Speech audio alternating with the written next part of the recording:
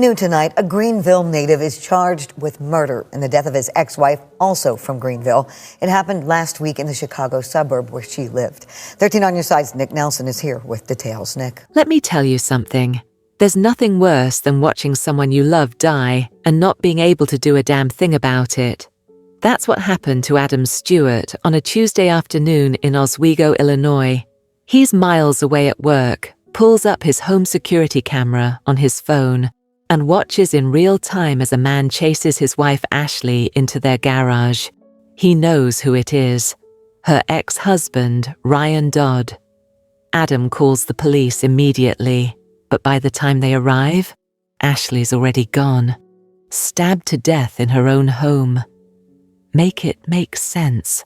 When the clock strikes midnight, the truth comes out. I'm 12 a.m. crime, and every single day I bring you real cases of domestic violence that turn deadly. The stories the system tried to bury, the victims who deserve justice. If you're about that raw, unfiltered truth, hit subscribe. New case drops every day at midnight. Don't sleep on justice. This is 12 a.m. crime. Ashley Stewart was 41 years old, a mother, a wife, a doula who spent her life helping other women bring their babies into this world. She lived in Oswego, Illinois, a quiet suburb west of Chicago where people know their neighbors and kids play outside. The kind of place where you don't expect something like this to happen. Ashley wasn't originally from Oswego, though. She grew up in Greenville and graduated from Greenville High School in 2002.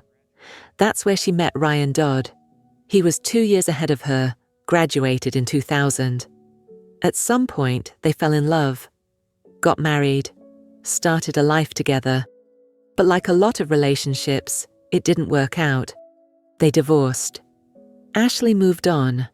She met Adam, fell in love again, remarried. They had a 2-year-old son together. Between Ashley's previous children and the new baby, she was raising 6 kids in total. 6. And according to everyone who knew her, she loved those children more than anything in this world. Her friend Ross said it best. Ashley was a beacon of light, just very soft-spoken, a genuine human being who had a very soft personality. Ashley wasn't just about her own family either. She worked in the birthing community as a doula, supporting other mothers through pregnancy and childbirth, bringing light into dark moments, holding space for women when they needed it most. So yeah, Ashley had built a whole new life for herself. New husband, new baby, a career helping others. She was thriving, moving forward. But Ryan Dodd, he wasn't moving forward. Not even close. Now here's where things get real disturbing, because this murder didn't come out of nowhere. There were signs, red flags waving all over the place, and people saw them. About a month before Ashley was killed, her neighbor Nick Plunkett noticed something strange. Real strange. He looked out his window and saw a man crawling through the bushes near his house. Not walking, crawling. On all fours, like an animal. And this man had a knife. Not just any knife, a big bowie knife. Plunkett went outside to confront him, ask him what the hell he was doing. You know what Ryan told him? That he was looking for a lost dog, a white Shih Tzu specifically. Make it make sense. You're crawling through someone's bushes with a bowie knife looking for a dog. Moving on, but it gets worse. Other neighbors had seen Ryan lurking around the area too, just hanging around where he had no business being. One neighbor's wife told her husband she'd seen Ryan in their front yard, staring into their house, just standing there, watching. These weren't just random sightings either. People were paying attention. Some of them even took photos because something felt off about this man hanging around their neighborhood. Think about that for a second. multiple neighbors, multiple sightings, a man with a knife crawling through bushes, and this is all happening in the same neighborhood where his ex-wife lives with her new family. But here's the thing about warning signs. Sometimes you see them clear as day and still can't stop what's coming. Sometimes the system fails. Sometimes there's just nothing you can do until something terrible actually happens. And on Tuesday, February 18th, 2025, something terrible did happen.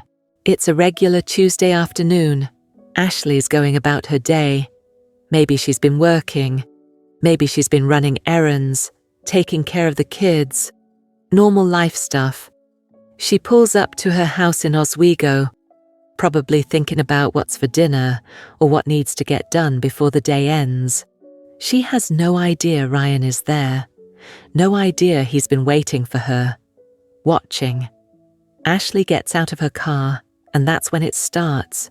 Ryan appears. He starts chasing her, not walking toward her, not calling out to her, chasing her, like prey. And Ashley runs. She runs across the driveway toward the garage. She's trying to get inside the house, trying to get to safety, trying to get away from this man who will not leave her alone. All of this is being captured on the home security camera. Miles away, Adam is at work. His phone buzzes with a notification from the security system. He opens the app, expecting to see his wife getting home, maybe carrying groceries, maybe checking the mail. Instead, he sees a man running after his wife, chasing her toward the garage, and Adam recognizes him immediately. It's Ryan, Ashley's ex-husband. Adam's heart drops. He knows his wife is in danger. He doesn't hesitate. He calls 911 right then and there, tells them his wife is being chased by her ex-husband, tells them she needs help now. But Ryan is already too close. Ashley makes it into the garage, trying to get inside the house, trying to lock the door behind her, trying to do anything to keep him out. It doesn't work. Ryan follows her inside. What happens next is brutal. Ryan stabs Ashley. Not once, not twice, multiple times. He attacks her in her own home, the place where she should have been safe, where her children live, where she built her new life. By the time police arrive at the house, responding to Adam's frantic call, Ashley is already dead, gone. Her life taken by a man who couldn't accept that she had moved on. 6 children no longer have a mother. A husband no longer has a wife. The birthing community lost someone who dedicated her life to helping others bring life into the world. And Ryan Dodd, he was still in the area when police showed up. The police response was immediate, but they were already working backwards. By the time officers pulled up to Ashley's home in Oswego, the crime had already happened. The surveillance footage told them everything they needed to know about who and what. But it couldn't bring Ashley back. Adam had given them the crucial information. It was Ryan Dodd, Ashley's ex-husband. The same Ryan who'd been seen lurking around the neighborhood for weeks. The same Ryan who neighbors had photographed hanging around where he didn't belong. And honestly, the investigation moved fast because Ryan wasn't exactly hiding. He was still in the area, still near the scene, like he wanted to be found, or maybe he just didn't care anymore.